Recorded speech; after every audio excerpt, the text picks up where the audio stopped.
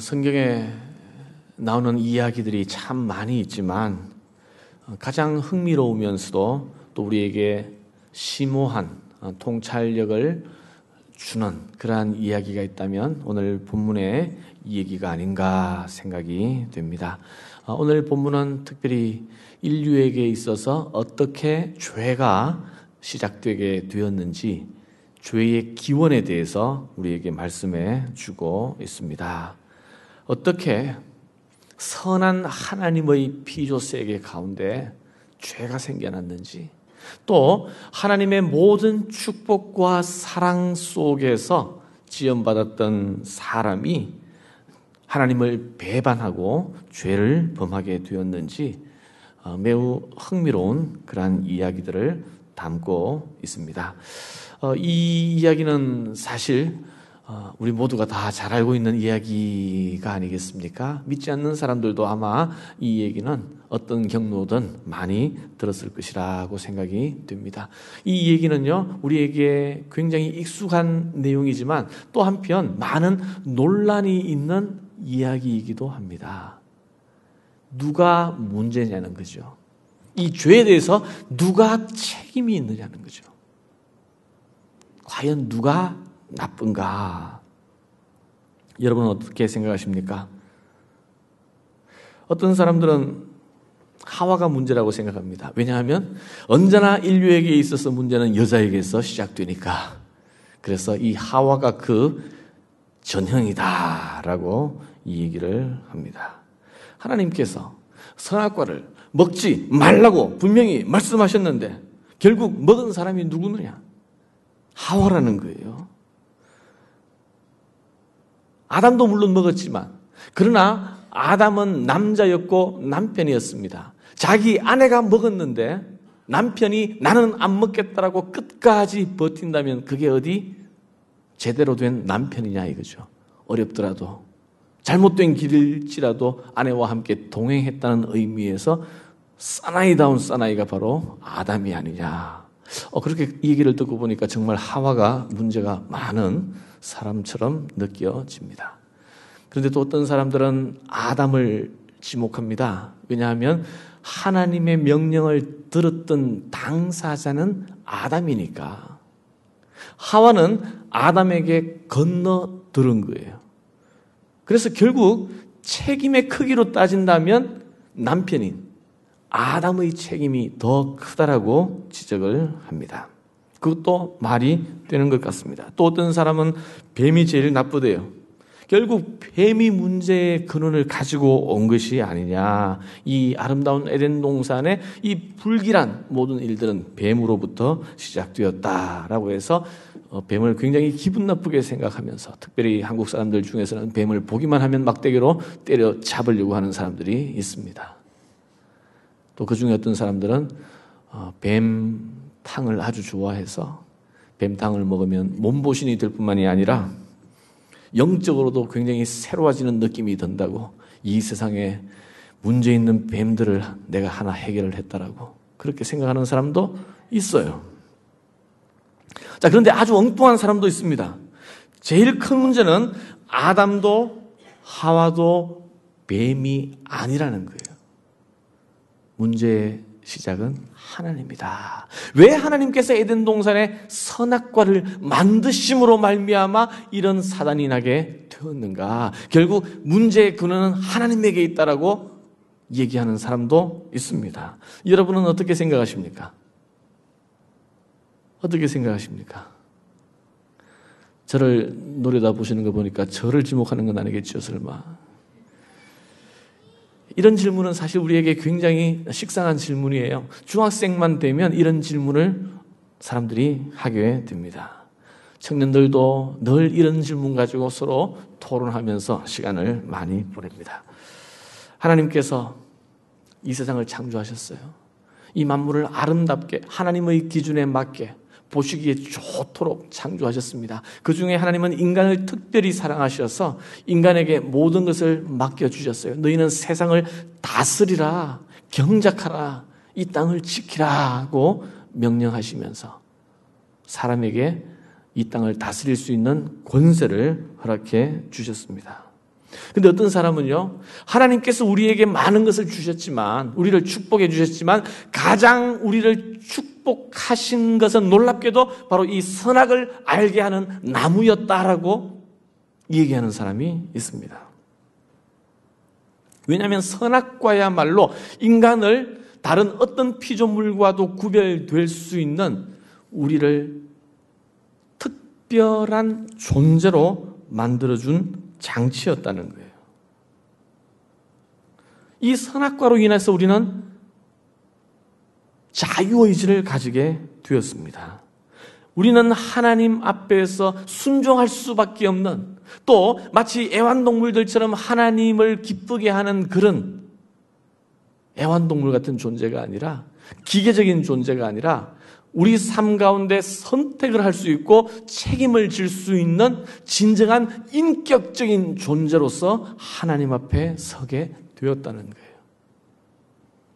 하나님이 정말 기뻐하시는 것은 바로 우리와 이런 인격적인 교제를 하기를 원하셨고, 결국 그것을 뒷받침해주는 장치가 뭐냐 하면 바로 이 선악을 알게 하는 나무였다라는 것입니다. 그래서 우리 인간에게는 본래적으로 자유의지가 있습니다. 이것은 하나님과 관련되는 그러한 능력이에요. 아이들도요, 어릴 때는 부모를 의지하지만 점점 자라면 독립의지가 있어요. 자유의지가 있어요. 자기 마음대로 하려고 그래요. 그래서 그 수준을 가늠하지 못해서 이리저리 막 부딪히는 때가 바로 사춘기 때입니다.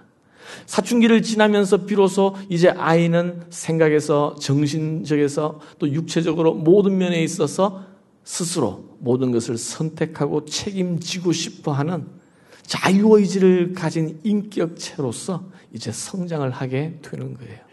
그래서 사실 좋은 부모는 이 아이가 부모에게서 독립해 나가는 과정을 여유 있게 지켜보면서 오히려 격려해 주어야 할 필요가 있습니다. 왜냐하면 그것이 사람이니까.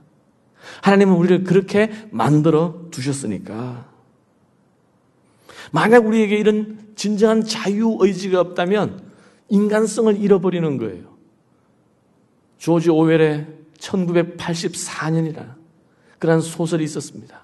그리고 지금도 할리우드에는 많은 영화가 만들어지는데 그중에 미래 세계를 그리면서 인간의 궁극적인 자유를 말살하는, 그래서 잘 먹고 잘 살고 좋은 환경에서 살아가지만 그러나 최종적인 그러한 자유의지를 어떤 권력기관에서, 또 어떤 기계장치가, 또 어떤 독재자가 장악하면서 벌어지고 있는 일들을 그리고 있는 영화들이 많이 있어요. 아무리 잘 먹고 잘 산다 할지라도 자기 인생의 문제를 스스로 선택하고 책임질 수 있는 그런 자유의지가 없다면 그것은 인간성의 상실, 인간성의 말살이라고. 그래서 거기서부터 독립을 얻고 자유를 쟁취해 가는 것이 바로 굉장히 인간적인 호소력을 가지는 영화인 것을 우리가 많이 보게 됩니다. 여러분, 하나님께서 우리에게 선악과를 주신 것은요, 우리를 괴롭히기 위해서가 아니라, 우리를 족쇄처럼 붙잡기 위해서가 아니라, 우리를 사람으로서 하나님과 교제할 수 있는 인격체로서 축복하시기 위한 하나님의 선물이었음을 믿게 됩니다. 하나님이 주신 모든 것이 선함에 감사함으로 받으면 버릴 것이 없나니. 하나님은 에덴 동산을 축복하셨어요. 선하신 하나님께서 아담과 하와를 위해서 이 에덴 동산에 선악과를 두셨다면 그것은 선한 것입니다. 그것은 우리에게 축복입니다. 그것은 우리에게 반드시 필요한 것이었습니다. 자, 오늘 그럼에도 불구하고 어떻게 이 인류에게 이 선악과로 인해서 죄가 들어오게 되었는지를 한번 말씀을 통해서 잘 살펴볼 수 있기를 바랍니다. 하나님께서 2장 16절 17절에 보면 이 선악과의 금지 명령을 내리셨어요. 2장 16절부터 제가 읽어보겠습니다. 여호와 하나님이 그 사람에게 명하여 가라사대 동산 각종 나무의 실과는 네가 임의로 먹되 선악을 알게 하는 나무의 실과는 먹지 말라. 네가 먹는 날에는 정령 죽으리라 하시니라. 자, 이제 뱀이 어떻게 하와에게 접근하는지 한번 살펴보시기 바랍니다. 여러분, 마귀는요, 유혹자예요. 설득의 마술사입니다. 보십시오. 이 뱀은 아담이 아니라 하와에게 먼저 접근을 합니다. 하나님의 말씀을 직접 들었던 아담이 아니라 간접적으로 들었던 틈을 가지고 있는 이 하와에게 먼저 접근하는 것 같아요. 뱀이 어떻게 유혹하는지 한번 자세히 살펴볼 수 있기를 바랍니다. 만약 여러분 가운데서 사람을 설득하는 일에 관심이 있다면, 혹시 여러분들이 어떤 보험업이라든지 또 아니면 세일즈맨, 또 프레젠테이션을 하는 것을 좋아하는 분이라면 오늘 이 말씀은 굉장히 우리에게 통찰력을 주는 그러한 본문이라고 생각이 됩니다. 자, 1절을 한번 보십시오. 여호와 하나님의 지으신 들짐승 중에 뱀이 가장 간교하더라. 뱀이 여자에게 물어 가로되, 같이 읽습니다. 시작. 하나님이 참으로 너희들어 동산 모든 나무의 실과를 먹지 말라 하시더냐. 여러분, 여기에서 우리는 중요한 세 가지를 발견할 수 있습니다. 이 짧은 한 문장 안에 뱀은 의문문의 형태로 하와에게 접근했다는 겁니다. 여러분, 의문문의 위력을 아십니까? 광고는요, 의문문으로 시작할 때가 굉장히 많이 있어요. 여러분이 매일 주무시고 있는 침대는 가구라고 생각하십니까? 침대는 가구가 아니라, 안 들어봤어요? 과학입니다. 이렇게 얘기합니다. 어제 아무 일이 없었다라고 해서 내일도 아무 일이 없으리라고 믿으십니까? 보험회사에서 자주 쓰는 말입니다. 당신이 타고 있는 승용차는 당신이 하고 있는 말보다 당신의 진정한 가치를 더 대변해 주는 것이라고 생각해 본 적이 있습니까? 이렇게 의문문으로 우리에게 접근하는 거예요. 그러면 내가 그동안 생각하고 있던 것을 탁 깨뜨리면서 새롭게 생각을 시작하게 됩니다. 질문을 받으면요, 사람은 누구나 당황하게 되어 있어요. 왜냐하면 대답을 해야 되니까 당황하게 되어 있습니다. 사모님은 남편을 믿고 있습니까? 그러면요, 멀쩡한 사모님들이 다 긴장을 하게 돼요. 혹시 내가 모르는 질문을 받으면요, 의심이 생기기 시작합니다. 마귀는 하와에게 질문하는 거예요. 하나님이 참으로 너희더러 선악과를 먹지 말라 했느냐? 여러분, 마귀는 지금도 속삭이듯이 우리에게 질문합니다. 정말 하나님이 살아 계시다고 너는 믿느냐? 네가 지금 드리고 있는 이 기도를 하나님이 진짜 들으신다고 생각하느냐? 우리는 그 마귀의 질문을 받으면요, 의심이 생기기 시작하는 거예요. 마귀는 질문하면서 하와를 유혹하기 시작합니다. 그리고 이 1절 뱀의 질문을 보면 여기에는 과장과 왜곡이 들어 있습니다. 하나님께서 동산의 모든 나무의 과일을 먹되 단 하나 선악을 알게 하는 나무의 실과는 먹지 말라 말씀하셨습니다. 그런데 뱀은 어떻게 질문합니까? 모든 나무의 과일을 먹지 말라 하시더냐? 하나인데 모든으로 바꾸었어요. 뱀이 몰라서 이렇게 질문했겠습니까? 알았어요. 뱀은 의도적으로 지금 이렇게 질문합니다. 왜곡하는 거예요. 왜요? 여자의 답변을 받아내기 위해서, 자기와 대화에 끌어들이기 위해서. 지금 하와가 말려 들어가고 있는 거예요. 그리고 세 번째, 이것은 그냥 하는 질문이 아니라 유도성 질문이라는 것입니다. 목적이 있어요. 한 번도 생각해 보지 않았던 것을 생각하게끔 유도하고 있습니다. 모든에서 하나로 유도하고 있습니다. 지금까지는 하와는 자기가 먹을 수 있는 모든 나무에, 모든 과실에 주목을 하고 있었습니다. 그것을 즐기고 있었습니다. 불편함이 없었습니다. 제약이 없었습니다. 그런데 지금 이 뱀은 이 선악과에 집중하게 하기 위해서 모든 나무의 열매를 먹지 말라고 하시더냐 하면서 하나로 지금 초점을 옮기고 있다는 거예요. 여러분, 이 선악을 알게 하는 나무의 열매가 특별한 것이 아니었어요. 지금까지 아담과 하와는 이 선악과의 존재는 알고 있었지만 관심의 대상이 아니었습니다. 오히려 2장 9절을 한번 보십시오. 2장 9절을 한번 보세요. 여호와 하나님이 그 땅에서 보기에 아름답고 먹기에 좋은 나무가 나게 하시니 동산 가운데에는 생명나무와 선악을 알게 하는 나무도 있더라. 나무도 있더라. 그 에덴 동산에 있는 모든 나무들은 다 보기에 좋았고 먹음직했던, 얼마든지 아담과 하와의 필요를 채워주었고 그들의 관심의 대상이 될 수 있었던 나무들이었습니다. 그런데 지금까지 선악을 알게 하는 나무에 대해서 관심이 없었는데 이 마귀가 거기에 주목을 시키고 보니까 갑자기 이 선악을 알게 하는 나무가 대단한 것처럼 보이기 시작하는 거예요. 먹음직하고 보암직하고 지혜롭게 할 만큼 탐스러워 보인지라. 왜요? 금단의 열매였기 때문에.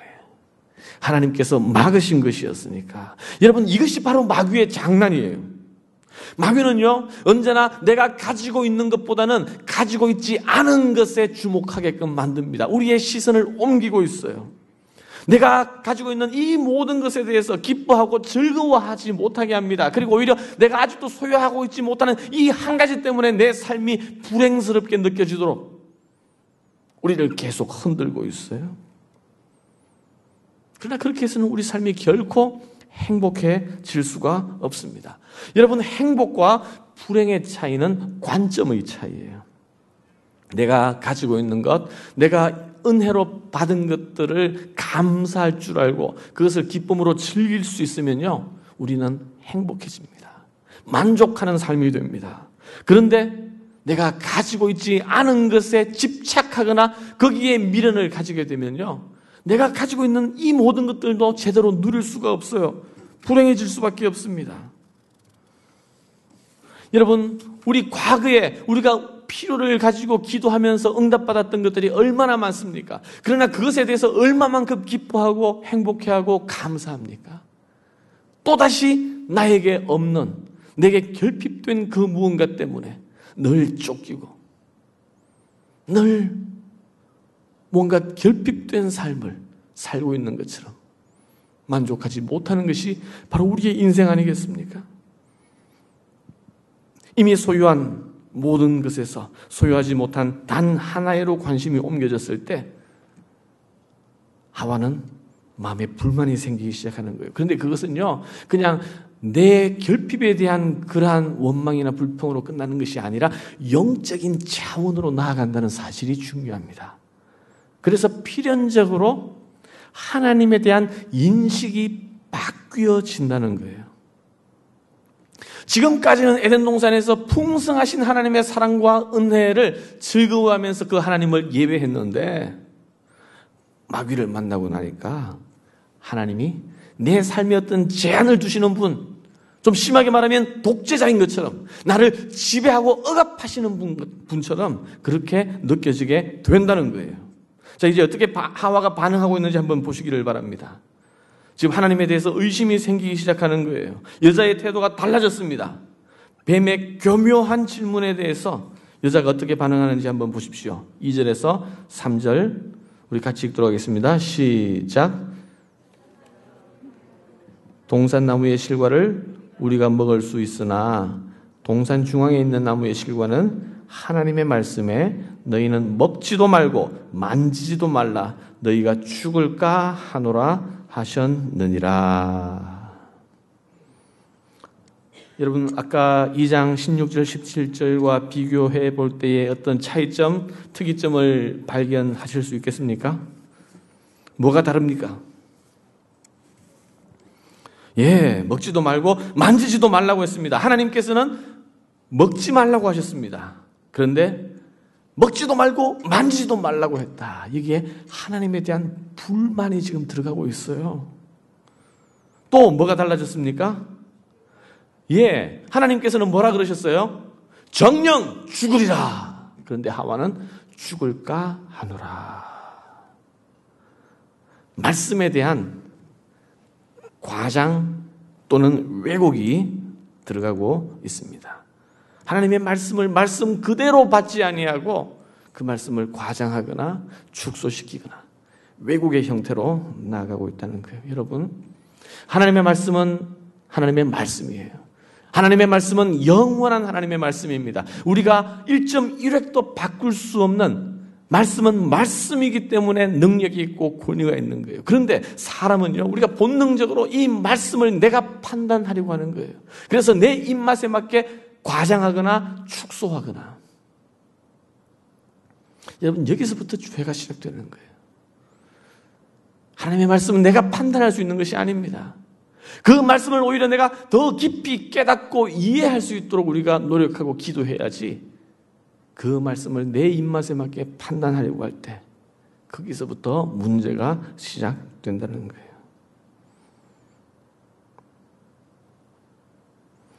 여러분, 근데 사실 이 문제는 심각한 문제입니다.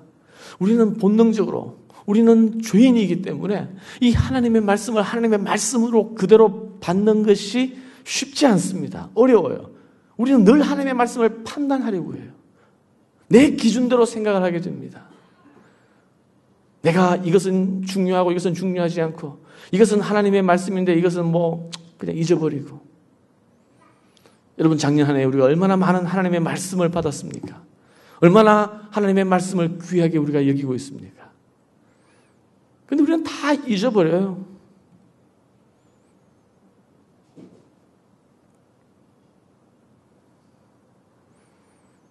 은혜를 받는 것도 마찬가지입니다. 어떤 사람은 은혜를 받는데 그 은혜가 하나님의 말씀으로 말미암아 그대로 받는 은혜가 아니라 그 말씀이 자기 입맛에 맞으면 은혜가 되는 거예요. 그런데 내 생각과 맞지 않으면 살아계신 하나님의 말씀임에도 불구하고 은혜가 안 된다는 거예요. 그것은 하나님의 말씀으로 내가 인정할 수 없다는 거예요.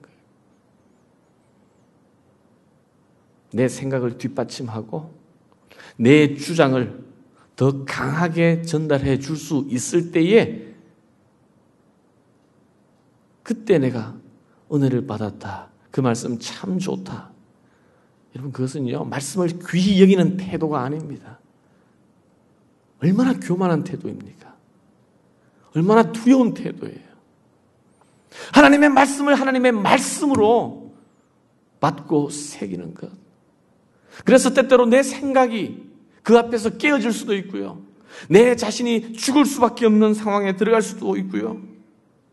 내 추구하는 가치관이 전복되는, 바뀌어야 하는 고통스러운 과정이 필요하기도 하지만, 그러나 주께서 말씀하셨기 때문에 그 말씀은 진리이고 내가 오늘 그 말씀 앞에서 엎드리고 순종해야 한다라고 나아갈 때, 그때 우리가 정말 하나님의 말씀을 하나님의 말씀으로 인정하게 되는 것입니다. 하나님은 우리에게 원수를 사랑하라고 말씀하셨는데, 할 수 있으면 모든 사람과 더불어 평화라고 말씀하셨는데, 추상적으로는 하나님의 말씀으로 인정을 해요. 그러나 구체적인 내 삶의 자리에 들어가면 그 사람과는 내가 평화할 수 없지. 다른 사람은 내가 다 용서할 수 있고, 나는 김정일, 김정은도 용서했어. 그러나 그 사람은 안 돼. 라고 한다면, 그게 어떻게 하나님의 말씀을 하나님의 말씀으로 인정하는 믿음의 모습이라고 할 수 있겠습니까? 하나님의 말씀을 의심하는 이 순간 문제가 생겨나는 거예요. 자, 계속해서 보십시오. 하와가 하나님의 말씀을 의심하고 판단하게 되자 뱀이 어떻게 합니까? 너희가 결코 죽지 아니하리라. 부드럽게 질문하면서 조금씩 들어오는데, 하와가 빈 틈을 보이니까 단호하게 거짓으로 선포합니다. 너희가 결코 죽지 아니하리라. 여러분, 사단의 본질은 거짓입니다. 그래서 예수님께서는 사단을 가리켜서 사단은 거짓의 아비라고 말씀하셨습니다. 성경은 죄의 삭선 사망이요라고 선포하고 있는데 사단은 우리에게 죄의 결과는 융통성이다. 죄의 결과는 이 세상에서 얼마나 달콤하고 행복해지는 길인지 모른다라고 속삭입니다. 내가 이제 나쁜 습관에 대해서, 나쁜 취미에 대해서 단호히 끊어버려야겠다라고 마음먹을 때 사탄은 우리에게 은밀하게 속삭입니다. 너 그것 없이는 못 살 거야. 앞으로 무슨 낙으로 너 인생을 살려고 그래? 괜히 오버하지 마. 굳이 그럴 필요 없어. 말씀을 읽고 기도하는 가운데 누군가에 대한 마음의 부담이 있어서 화해하고 싶고 용서해야겠다는 그러한 결단을 하려고 하는데 사단은 은밀하게 우리에게 속삭이는 거예요. 너 그러면 결국 너만 우스운 꼴 당할 거야. 왜 네가 먼저 그렇게 해야 돼? 너 자존심만 다쳐. 이렇게 마귀는 우리에게 속삭이면서 우리에게 유혹하며 거짓으로 우리를 부추기고 있습니다.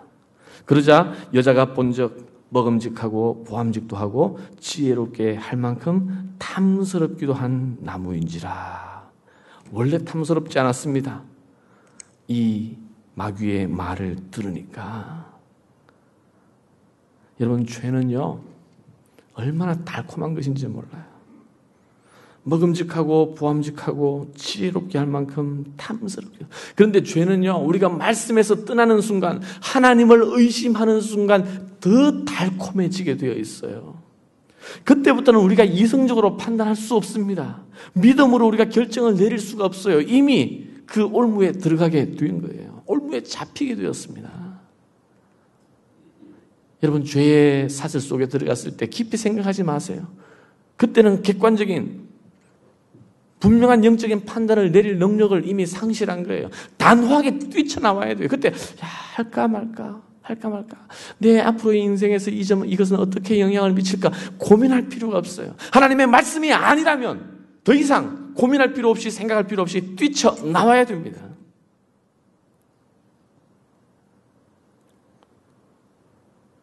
육신의 정욕, 먹음직하고 보암직하고 안목의 정욕, 지혜롭게 할 만큼 탐스럽기도 한지라. 바로 이생의 자랑이에요. 여러분, 죄의 매력 앞에 우리는 얼마나 무기력한지 모릅니다. 뱀은 하와를 이렇게 유혹했습니다. 어떻게 유혹했습니까? 하나님의 말씀을 의심케 함으로 유혹했고 또 교만한 마음을 부추김으로 유혹했습니다. 이게 바로 마귀가 우리를 유혹하는 패턴이에요. 하나님의 말씀을 우리가 붙잡지 못할 때, 분명하게 붙잡지 못할 때 우리는 넘어갈 수밖에 없습니다. 하나님과의 관계, 하나님의 태도에 문제가 생길 때 우리는 넘어지게 되어 있어요. 이 마귀의 패턴, 이 마귀는요, 마태복음 4장에 보면 예수님에게도 이런 패턴으로 접근을 합니다. 그런데 예수님은 하와처럼 넘어지지 않으셨어요. 예수님은 하나님의 말씀을 과장하거나 축소하거나 왜곡하지 아니하고 분명한 하나님의 말씀을 붙잡았습니다. 한번 들어보십시오. 예수께서 대답하여 가라사대 기록되었으되 사람이 떡으로만 살 것이 아니요 하나님의 입으로 나오는 모든 말씀으로 살 것이니라 하였느니라. 예수께서 이르시되 또 기록되었으되 주 너의 하나님을 시험치 말라 하였느니라 하신대. 이에 예수께서 말씀하시되 사단아 물러가라 기록되었으되 주 너의 하나님께만 경배하고 다만 그를 섬기라 하였느니라. 아멘. 하나님은요, 하나님의 말씀을, 우리 예수님은 하나님의 말씀을 분명하게 붙잡았고 하나님과 자신의 관계를 분명하게 설정하셨어요. 영적 질서가 분명하게 붙잡히셨습니다. 그러니까 사단이 그렇게 교묘하게 유혹한다 할지라도 넘어지지 아니하고 단호하게 마귀를 물리칠 수가 있었다는 거예요. 자, 이제 정리를 해보겠습니다. 오늘 본문은 죄의 기원에 대해서 말씀하고 있는데 제가 한 가지 질문을 드리도록 하겠습니다.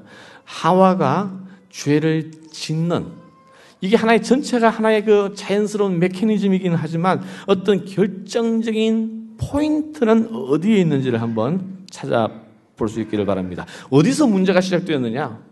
자, 첫 번째, 뱀이 하와를 만났을 때. 뱀이 하와를 만났던 순간, 그때부터 문제가 시작되었다. 맞아요? 틀려요? 두 번째, 뱀의 말을 듣고 하와가 마음에 하나님을 의심하는 순간부터. 좀 더 그럴싸합니까? 세 번째, 하나님의 명령이 있었는데도 불구하고 하와가 선악과에 손을 댔을 때부터. 언제부터 죄가 시작되었을까요? 그리고 네 번째, 손을 댄 것까지는 괜찮은데 그 선악과를 따서 입에 넣는 순간부터, 깨우는 순간부터, 그리고 마지막으로 깨문 거는 괜찮은데 삼키는 순간부터,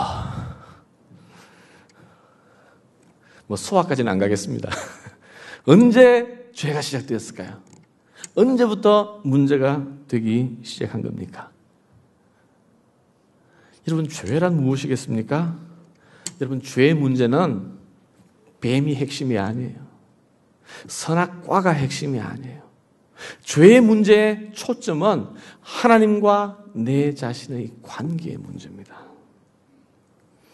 여러분, 선악과라는 것이 어떤 열매일지 한번 생각해 보신 적이 있습니까? 궁금하지 않으세요?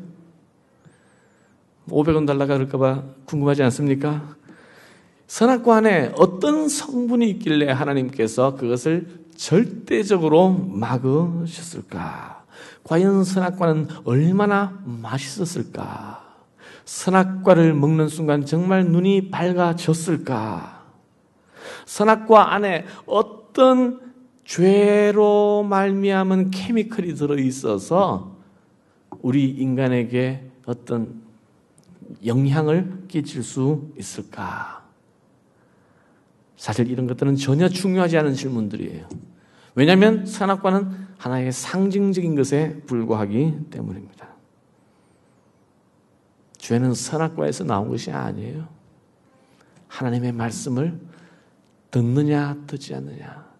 이 에덴 동산에서 하나님을 향한 사람이 감당해야 할 책임을 지느냐 지지 않느냐. 이 하나님과 우리의 관계의 문제라는 거예요. 여러분, 죄의 본질은 하나님을 떠나는 것입니다. 하나님과 분리되는 것입니다.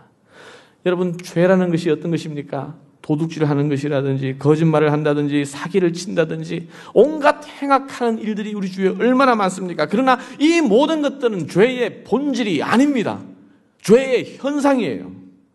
죄의 본질은 우리가 하나님을 떠나는 거예요. 하나님과 분리되는 겁니다. 하나님을 의심하고 하나님을 하나님으로 예배하지 아니하고 내가 하나님 앞에 절대적으로 순종해야 할 하나님의 피조물로서의 정당한 자리를 이탈하게 되는 것, 내가 하나님을 감히 판단하고 하나님의 말씀을 재단하는 것, 이 하나님과 떨어지는 이 과정이 바로 죄라는 거예요. 창조주 하나님이신데 우리는 피조물에 불과한데, 그러나 창조주 하나님을 우리가 경배해야 할 하나님으로 섬기지 못하는 것, 이것이 바로 죄의 본질이고 영적인 질서가 깨어지는 일입니다. 그래서 죄의 원래 헬라어 단어는 하마르티아라는 것인데, 그것은 뭐냐 하면 화살이 관역을 빗나간 거다. 우리가 하나님을 향하여 날마다 우리의 마음을 드리고 하나님에게 하나님의 영광 가운데로 나아가야 하는데, 화살이 관역을 빗나가듯이 그 하나님의 영광 가운데 나아가지 아니하고 빗나가는 것, 내가 하나님이 되는 것, 내가 주인이 되는 것, 이것이 바로 죄의 본질이라는 거예요. 결국 죄는 하나님과 우리의 관계, 하나님을 향한 우리의 태도의 문제가 있다는 거예요. 자, 그러면 아까 5가지 얘기했습니다. 어떤 것이죠? 어디서 죄가 시작되는 겁니까? 뱀이 하와를 만났을 때? 아니에요. 하와의 마음에 하나님을 의심하기 시작할 때. 의심하기 시작할 때. 여러분, 올 한 해 2013년 우리가 새로운 마음을 가지고 새해를 살아가고자 합니다. 그러기 위해서는요, 예전에 습관 몇 가지 바꾸는 것으로 진정한 새해가 될 수가 없어요. 어떤 내 삶의 어떤 운동을 좀 더 하고, 좀 더 말씀을 더 읽고, 공부를 더 하고, 뭐 이렇게 몇 가지 내 삶의 모습을 수정한다고 해서 내가 새로워질 수 있는 게 아닙니다. 이 새를 새가 되게 하기 위해서는 제일 중요한 것이 하나님과의 관계. 내 마음을 하나님 앞에 온전히 드리는 것. 정말 하나님이 기뻐하시는 것으로 기뻐하고 하나님이 원하시는 것으로 내 삶을 일치시키려고 결단하는 것. 하나님이 원하지 않는 세상의 기쁨을 더 이상 쫓지 아니하고 세상이 내게 보여주고 약속해주고 있는 세상의 즐거움과 더 이상 타협하지 아니하고 오직 하나님의 말씀 앞에서 순종하며 하나님의 영광을 위해서 살아가겠다라고 결단할 때에 2013년 한 해가 우리에게 새로운 한 해가 되는 줄 믿습니다. 다른 사람 판단할 필요가 없습니다. 누가 술 먹었다라고 해서 여러분 술 자체에 알코올이 죄가 아닙니다. 누가 또 어떤 행동을 한다고 해서 그것 때문에 시험 들 이유가 없어요. 그런 것들은 다 우리가 하나님 앞에 온전하게 서 있지 못하기 때문에 생겨나는 작은 죄의 열매들에 불과한 거예요. 그런 의미에서는 누구나 다 비슷해요. 저도 비슷하고 여러분도 비슷하고. 우리가 함께 하나님 앞에 고민하면서 결단해야 하는 것은 하나님 앞에 내 모든 삶을 드릴 수 있었으면 좋겠다. 드려야겠다. 이제는 그것을 결단하고 더 이상 유보하지 말고 타협하지 말고 주저앉지 말고 그게 바로 본질적으로 죄의 문제다. 물론 우리의 죄의 본질 이미 내가 지은 죄는 어떻게 하냐. 예수 그리스도의 보혈로 말미암아 다 용서받음으로 말미암아 누구든지 그리스도 안에서는 결코 정죄함이 없습니다. 우리는 그리스도 안에서 새로운 피조물인 줄 믿습니다. 그럼에도 불구하고 그 일을 내가 한 것이 아니라 그리스도께서 하신 것이기 때문에 내 안에는 여전히 죄의 유혹이 남아있고 죄에 익숙한 삶의 모습이 내 안에 있다는 거예요. 그것을 본질적으로 해결하기 위해서는 결국 하나님을 더 사랑하는 것, 하나님 앞에 내 마음을 온전히 내어드리는 것, 이 세상 가운데서 기쁨을 구하지 않겠다는 것, 이것이 바로 우리가 구해야 할 죄 앞에서 우리가 결정해야 할 해결책인 줄 믿습니다. 너희는 무엇을 먹든지 마시든지 무엇을 하든지 다 하나님의 영광을 위하여 하라.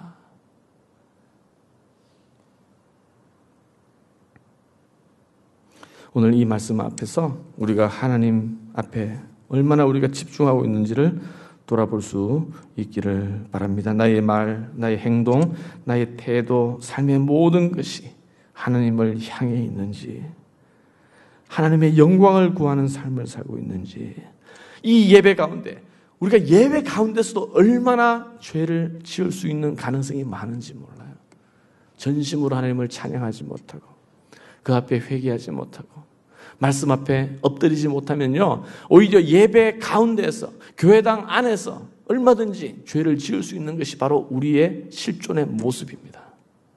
오늘 이 예배 가운데서 정말 우리가 다시 한번 하나님 앞에 모든 것을 올려드리며 2013년 진정한 새해가 될 수 있기를 주님의 이름으로 축원합니다.